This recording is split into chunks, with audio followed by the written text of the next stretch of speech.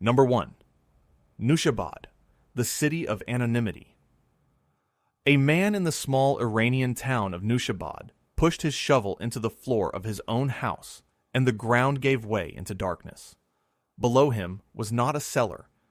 It was a corridor, and the corridor led to another, and those led down into a hidden city carved 3 levels deep beneath the desert. The people here called it Uyi, a word that means roughly the place of anonymity, the hidden city. It sits about 200 kilometers south of Tehran on the dry margin of the central Iranian desert, and it reaches down roughly 18 meters below the surface. The builders began cutting it during the Sasanian period, somewhere between the 3rd and the 7th century AD, and people kept using it for well over 1,000 years after that. What makes Uyi remarkable is that it was never meant to be found. The entrances were hidden inside ordinary homes, inside wells, and inside the old roadside caravan, Sirai. If you did not already know the way in, you simply could not see it. The corridors were cut narrow, so an intruder had to pass single file, and low, so he had to stoop. At the blind bends, the builders carved ambush pockets, so a defender could wait in the dark and strike a raider the moment he came around the corner. In places they added trapdoors and sudden changes in floor level, meant to disorient anyone stumbling through in the black. Cool air moved through the whole system by way of vertical shafts, keeping the temperature stable even when the surface climbed past 40 degrees Celsius. There were carved benches, storage niches, reservoirs fed by the town's underground water channels, the kanats, and even toilet channels. Oil lamps once burned in small niches, and their soot still stains the ceilings today. The city drew its water from the kanat network without ever surfacing, so a family could hide for weeks and never step into the light. For century after century, when Mongol horsemen or Arab raiders or desert bandits appeared on the horizon, the people of Nushabad went down and pulled the world in after them. Because people kept using and reshaping the city across so many dynasties, the pottery found inside spans several eras, which makes it genuinely hard to pin down a single date of construction.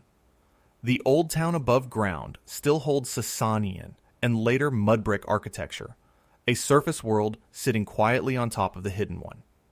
Engineers now study Uyi as an early masterpiece of passive desert climate control and defensive planning, and researchers often note how closely its logic matches the Cappadocian cities, even though the two regions had no known contact.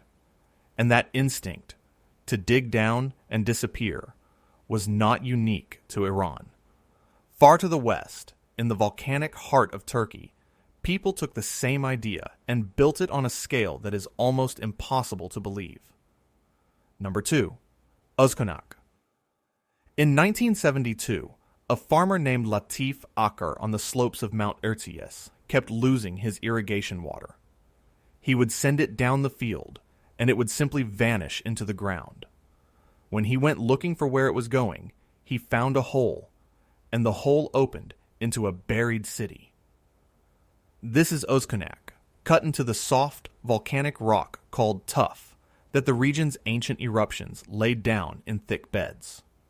By some estimates, the full city could shelter as many as 60,000 people, though only a small part has been dug out and opened. What sets Özkonak apart from every other underground city is how aggressively it was designed to kill anyone who broke in. Above the entrance passages, the builders bored holes straight through the ceiling, so defenders could pour hot oil down onto attackers trapped below. The corridors were sealed by great circular millstone doors, each up to half a meter thick, and here is the key detail that runs through this entire story. Those doors could only be moved from the inside. An attacker could not roll them open. The people within could seal themselves off completely and wait. Each door had a hole cut through its center, which may have served as a spy hole or as the point where a lever was worked. A system of small holes ran between the levels so that people separated by the ceiling doors could still speak to one another and pass word through the city. There were reservoirs for wine and oil, a deep well, ventilation chimneys, and rooms cut for daily life. The tuff was soft enough to carve with simple iron tools, yet it hardened on contact with the air, so the rooms grew stronger over time. Most scholars link the city to the early Christians of the Byzantine era, hiding from the Arab raids that swept across Anatolia. It descends at least 10 levels into the rock, though visitors today reach only 4, and many passages remain blocked and unexplored. The wells were placed carefully so that no enemy above could poison the water supply. Özkonak was not alone. It was one node in a vast Cappadocian network of more than 200 underground settlements. But if you want the purest example of a people sealing themselves in with their own hands, you have to travel to the chalk hills of Israel. Number 3. The hiding caves of Beit Guvrin and Maresha. In the low hills of Judea, in what is now the Beit Guvrin Maresha National Park, named a World Heritage Site in 2014, the ground is riddled with more than 500 carved chambers. The rock here is soft white chalk, and generations of people cut it into cellars, oil presses, water cisterns, and enormous domed quarries known as the Bell Caves, some of them more than 20 meters deep with a single small opening at the top. Beneath the city of Maresha, olive oil was pressed on an industrial scale in rooms cut below the houses, and vast dovecotes, the columbaria, held tens of thousands of niches for raising pigeons for food, fertilizer, and sacrifice. But the chambers that matter most for our story were cut in fear. During the Bar Kokhba revolt, the great Jewish uprising against Rome between 132 and 135 A.D., the rebels dug hiding complexes beneath their own homes and villages. They then sealed and camouflaged these systems from within. The connecting passages were deliberately made too narrow and too low for a Roman soldier in armor to pass through. A fighter could crawl in, then pull a stone into place behind him and disappear. These were not simple holes. They linked cisterns, storerooms, and escape shafts into single defensible units, so a family could hide, drink, eat, and slip away underground. The archaeologist Amos Kloner led detailed surveys of these underground systems from the 1980s, mapping how the soft chalk allowed people to carve fast and carve deep, crusting over just enough to hold a stable dome.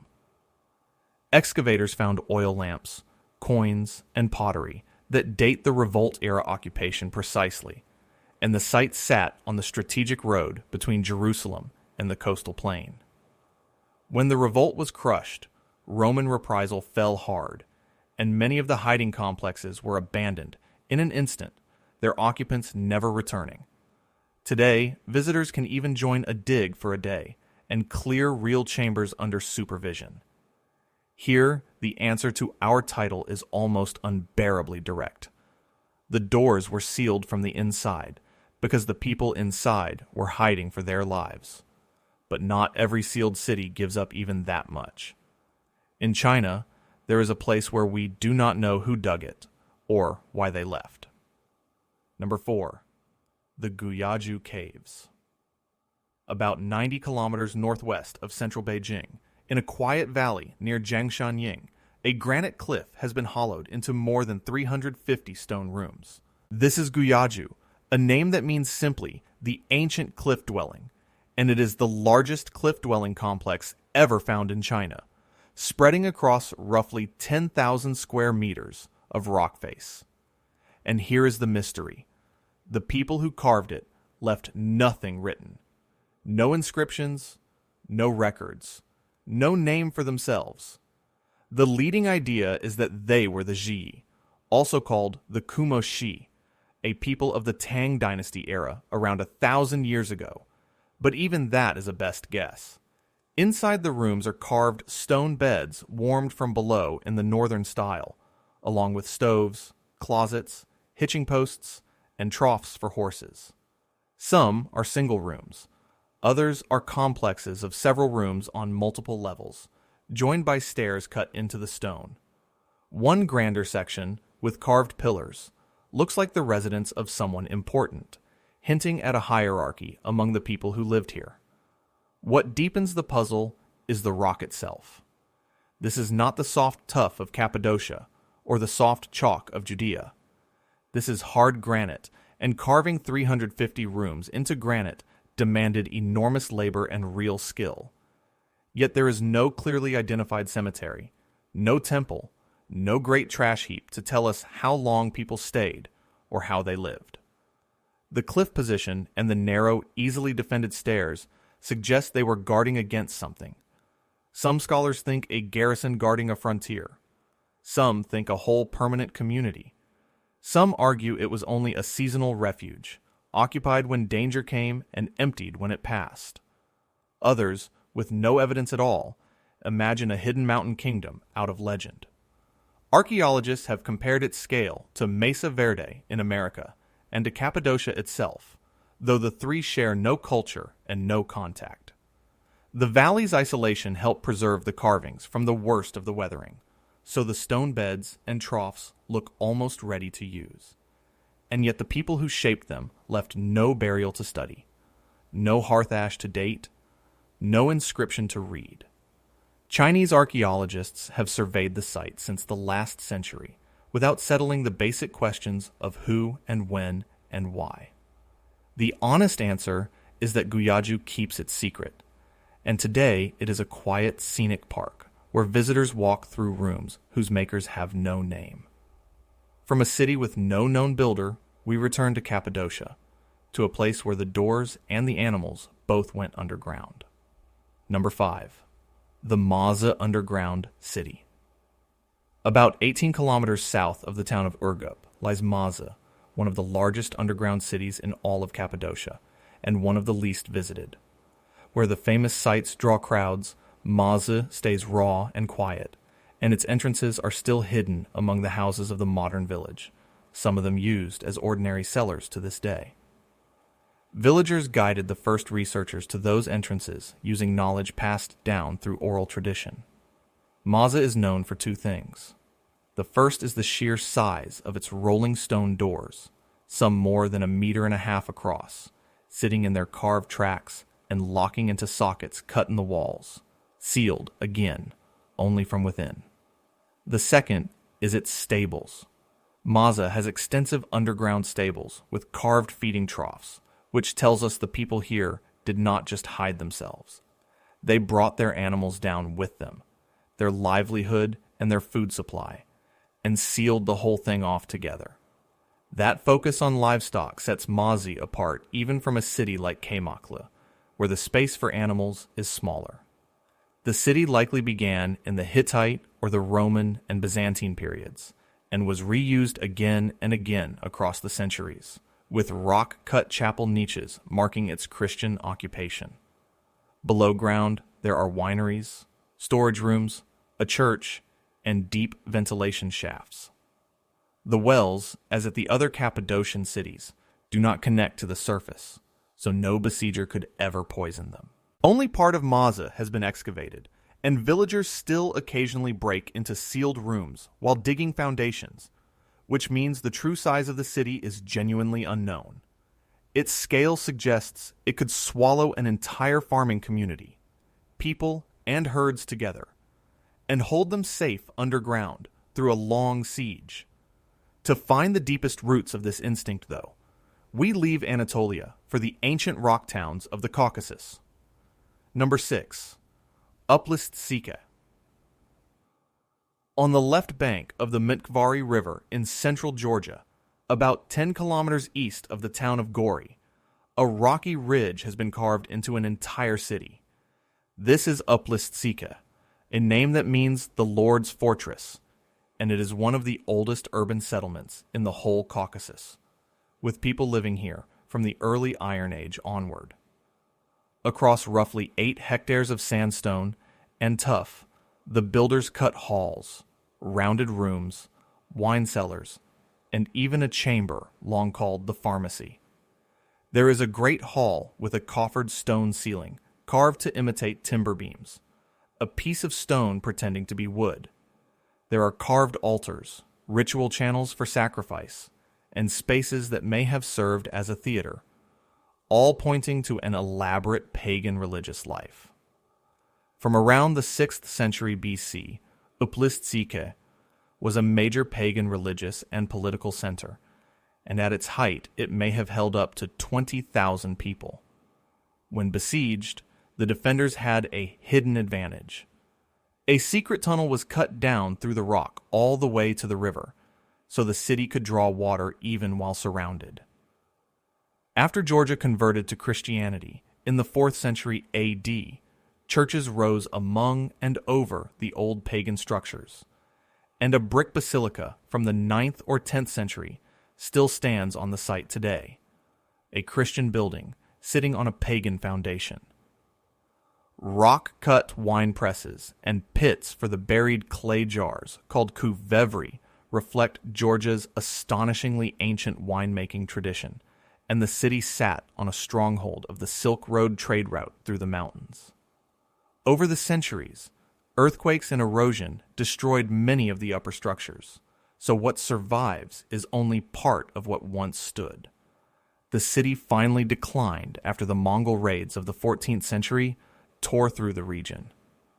Uplistsikhe shows us a rock city that survived nearly 3,000 years of change. But just to the south, another Georgian city was built to be completely invisible, until the earth itself betrayed it. Number 7. Vardzia. In southern Georgia, near the town of Aspinza, the cliffs above the Matmata River hide one of the most ambitious cave cities ever built. This is Vardzia, excavated in the 12th century under King George III and his daughter, the famous Queen Tamar. At its peak, it reached as many as 13 levels into the cliff and held up to 6,000 rooms. With a frescoed church, a throne room, bakeries, wine cellars, and a concealed system of clay pipes that carried water to terraced gardens. And here is the extraordinary part. When it was first built, Vardzia was almost entirely inside the rock. The outer cliff wall stood intact in front of it, and the whole city was entered through hidden tunnels, invisible from the valley below.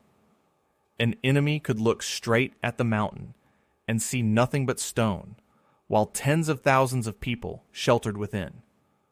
A spring inside the rock gave the city its own water, so it could hold out completely sealed. It was a fortress designed to hide against the Mongol and Persian invasions that threatened the medieval Georgian kingdom. Then, in the year 1283, a massive earthquake struck. It sheared away the entire outer wall of the cliff, ripping the front off the city and exposing its rooms to the open air like a cutaway drawing.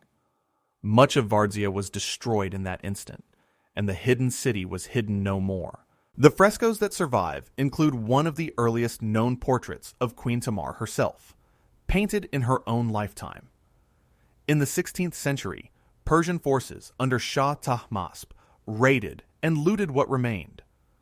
Vardzia belonged to the golden age of the medieval Georgian kingdom, and it folded defense, worship, farming, and daily life into a single vertical structure, self-sufficient enough to close itself off entirely and wait out an army.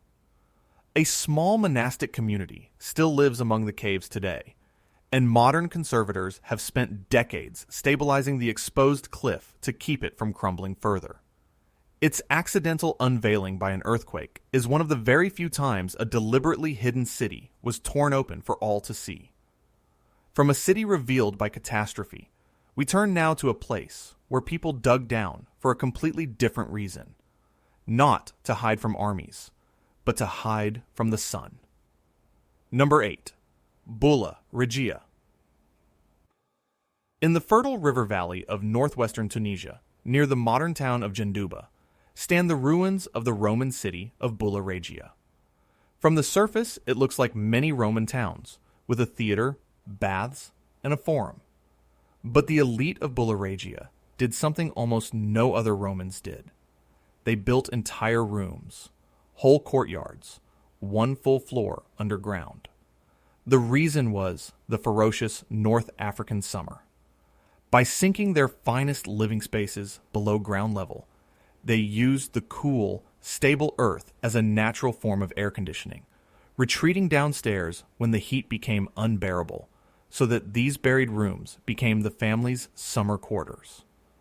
The city's name, Bulla the Royal, recalls an older Numidian royal capital that stood here before Roman rule, and the ground holds Numidian, Punic, and Roman layers stacked on top of one another, with Christian basilicas added later still. French archaeologists began excavating it in the 19th century, and they found something wonderful. Because these rooms were buried, their mosaic floors survived far better than the exposed mosaics of surface houses, protected from weather and from looters for centuries, ranking today among the finest in all of Roman North Africa.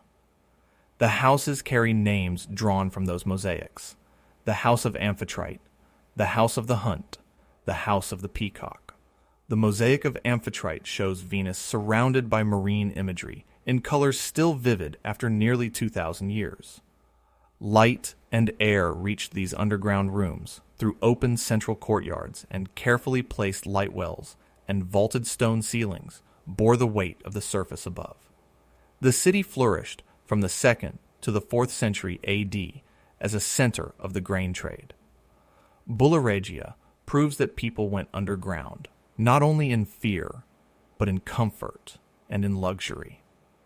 And that same underground instinct runs beneath one of the busiest cities in modern Italy. Number 9. Underground Naples. Beneath the noise and traffic of modern Naples, about 40 meters straight down, lies a hidden city of tunnels, cisterns, and vast carved chambers. It began around the 4th century BC, when Greek settlers quarried the soft yellow tuff to build the city on the surface. Naples sits on volcanic ground fed by the nearby Campi Flegrae and by Vesuvius, which is exactly why the tuff is so abundant here. The Romans then expanded these quarries into a huge aqueduct system, channeling water beneath the streets and drawing it up through hundreds of vertical well shafts that connected directly into people's homes. The tuff was ideal, soft enough to cut easily, yet hardening into a solid building stone once exposed to air. This underground aqueduct served Naples for centuries, right up until a cholera epidemic in 1884 finally ended its use. But the story did not stop there. During the Second World War, the people of Naples fled back down into these ancient tunnels, using them as air raid shelters for tens of thousands of citizens as bombs fell above. Down in the shelter chambers, you can still find their graffiti, their toys, and the ordinary objects of a frightened population waiting out the war underground. The network connects to a buried Greco-Roman theater, hidden for centuries beneath later buildings, and to the Bourbon Tunnel, an escape route cut in the 1850s for the royal family.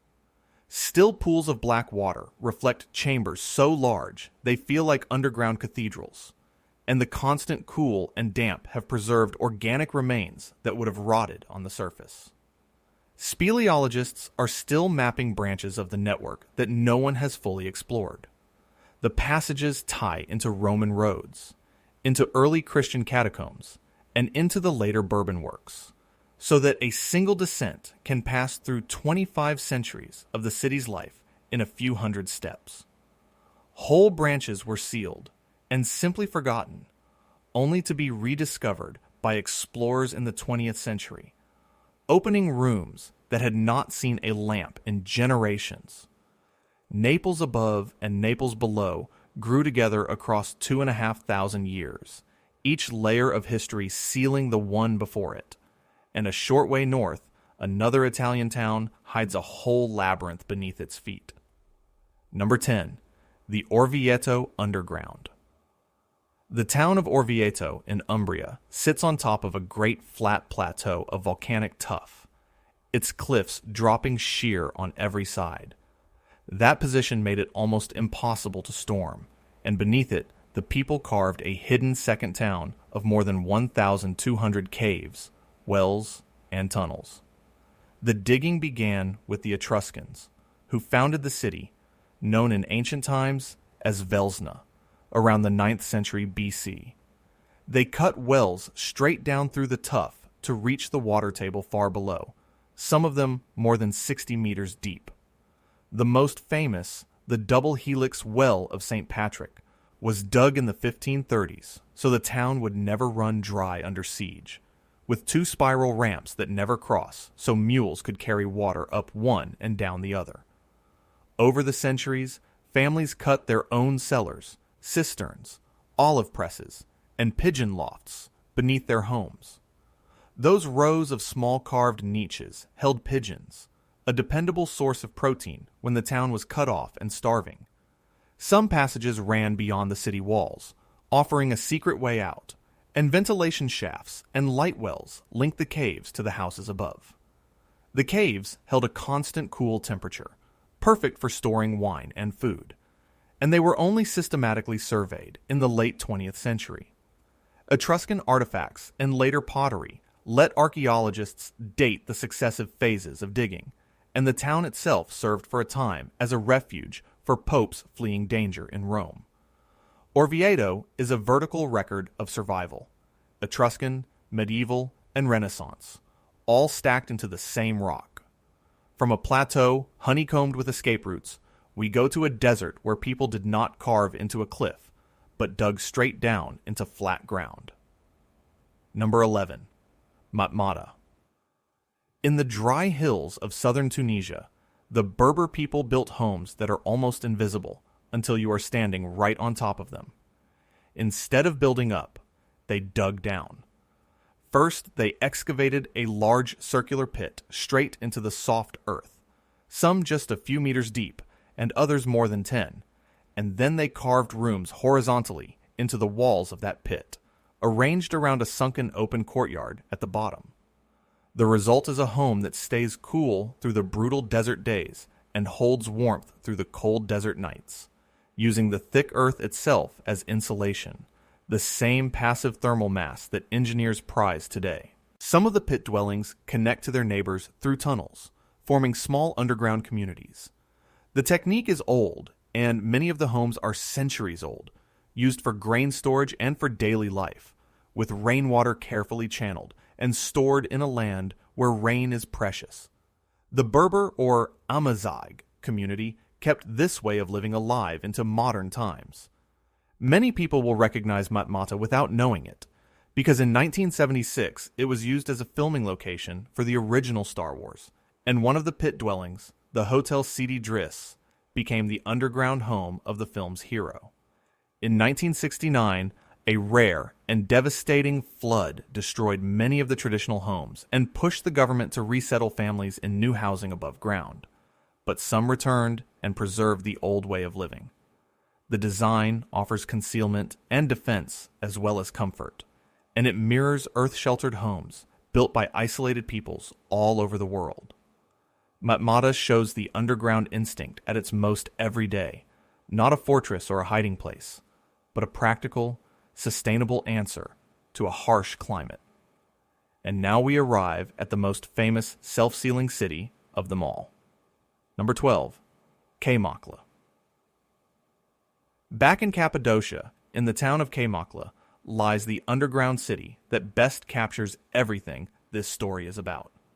Open to visitors in 1964, Kaymaklı runs at least 8 levels deep, of which 4 are open today, and it forms part of the Göreme and Cappadocia landscape, protected as a World Heritage Site. In ancient times, it was called Enigup. Like its neighbors, it was carved from soft volcanic tuff, and it could shelter an estimated 3,500 people, along with their livestock and stores of food. Kaymaklı is organized not around straight streets, but around its ventilation, with living spaces clustered around a central air shaft, and dozens of smaller channels feeding fresh air to every level. There are stables, wine and oil presses, storage rooms, churches, and a communal kitchen whose ceiling is still black with the soot of ancient cooking fires, and great storage jars for oil and wine still sit embedded in the rock. Guarding the passages are the great circular rolling stone doors, sealed, as always, only from the inside, each with a hole cut through its center that may have been used to see through or to thrust a spear at anyone on the far side. The tunnels between rooms were cut low, narrow, and winding, forcing any attacker to advance stooped and single file, straight into whatever waited in the dark. The wells drew water from deep below without ever connecting to the surface, safe from poison. By tradition, an 8-kilometer tunnel once connected Kaymaklı to the nearby city of Derinkuyu, so 2 whole populations could move between shelters underground. Phrygians began the city, Persians used it, and above all the Byzantine Christians expanded it, hiding here during the long Arab and Byzantine wars of the 7th to 10th centuries. Below the 4th level, Kaymaklı is still unexcavated, its full depth unknown, which means the largest and best studied of these cities is one whose bottom no living person has ever seen. Stand at the sealed passage that once led to Derinkuyu, and you are looking at the clearest surviving proof of the whole idea, a rolling stone door that a frightened people could pull shut from within and that no army could ever pull open. 12 cities, across 3 continents, and now the real question. How did so many peoples, most of whom never knew the others existed, arrive at exactly the same idea? Look at these 12 places, side by side, and a single pattern emerges, invented over and over by people who could not possibly have copied one another.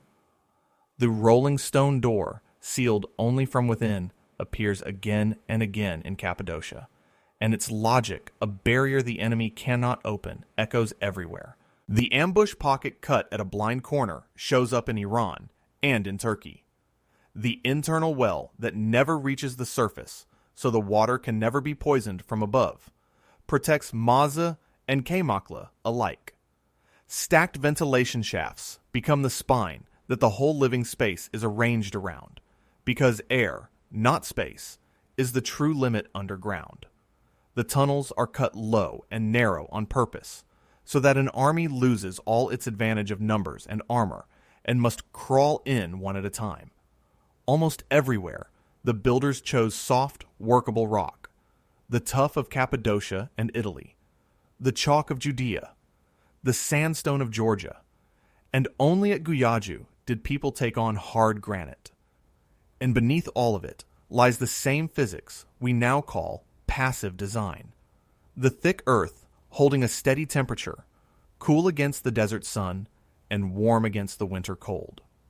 Translate these features into modern language, and you get defensible choke points, sealed and secure water supplies, and natural climate control, the very things engineers still design for. Think about what that means.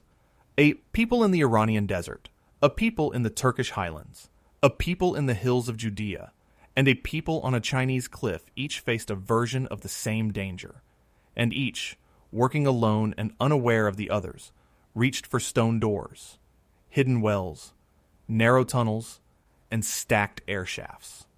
This is convergence, the same solution discovered again and again because the underground world imposes the same rules on everyone who enters it. Light must be carried, air must be moved, water must be kept clean and hidden, and a doorway must be something an enemy cannot force. These were not primitive holes. They were engineered systems, arrived at independently, because the problems were the same. Which raises the harder question. What was so terrible on the surface that people across the ancient world all decided the safest place to be was underground? The threats have names. In Cappadocia, the Christians dug down to escape the Arab raids that swept through Byzantine Anatolia between the 7th and 10th centuries, when a warning could mean the difference between shelter and slaughter. In the Caucasus, Uplistsikhe and Vardzia braced against the Mongol and Persian armies that shattered kingdoms and emptied whole regions. In Judea, the hiding complexes of Beit Guvrin were filled during the Bar Kokhba revolt and then abandoned under brutal Roman reprisal. In Iran, Nushabad hid its people from desert raiders across 1,000 years of danger. In Tunisia, at Bulla Regia and Matmata, the enemy was not an army but the climate itself, a sun fierce enough to drive an entire culture underground. In Orvieto, the danger was the siege of a hilltop town, held off by deep wells and hidden stores of grain and water. In Naples, the same tunnels sheltered people from cholera in one century and from falling bombs in another. The pattern is unmistakable. When the surface world turned deadly, whether through invasion, revolt, epidemic, or heat, people reached for the same answer. They went down, and they sealed the way behind them. And notice how varied those threats were. Sometimes it was a specific army with a known name and a known year, like the Roman legions after the Bar Kokhba revolt, or the Mongol horsemen in the Caucasus. Sometimes it was the slow, seasonal enemy of heat and drought. Sometimes it was disease, or a modern war fought with aircraft no ancient builder could have imagined, yet the ancient tunnels still served. The underground city turns out to be one of humanity's most flexible inventions, a single design that answers a dozen different disasters. But even now, having named the threats, we are left with the questions these cities refuse to answer. We still do not know how deep some of these cities truly go. At Mazı, at Özkonak, at Kaymaklı, sealed levels remain unexcavated. Below the floors, tourists walk today, and villagers still stumble into rooms no one has entered for centuries. We do not know who carved Guyaju, or what became of them. We do not fully understand how thousands of people could live for weeks in near total darkness, managing air, water, food, and waste, coordinating an entire hidden society by touch and by sound. And in some places, the strangest fact of all remains. Certain passages were sealed from the inside and never opened again. Somewhere in the dark, a person rolled a great stone door into place as the last deliberate act, and no one ever rolled it back.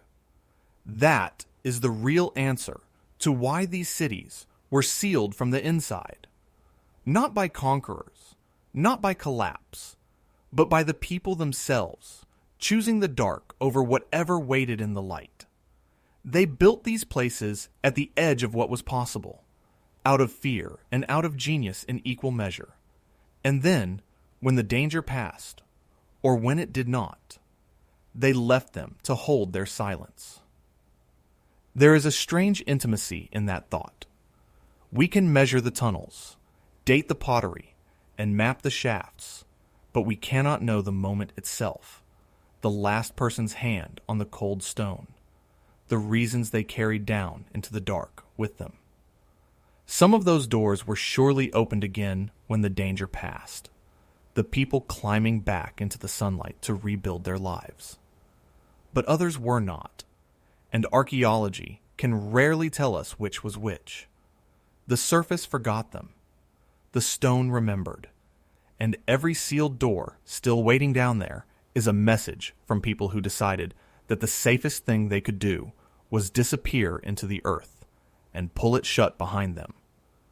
12 cities, 12 versions of the same quiet decision, still waiting in the rock beneath our feet for someone to roll the stone aside and finally ask them what they saw.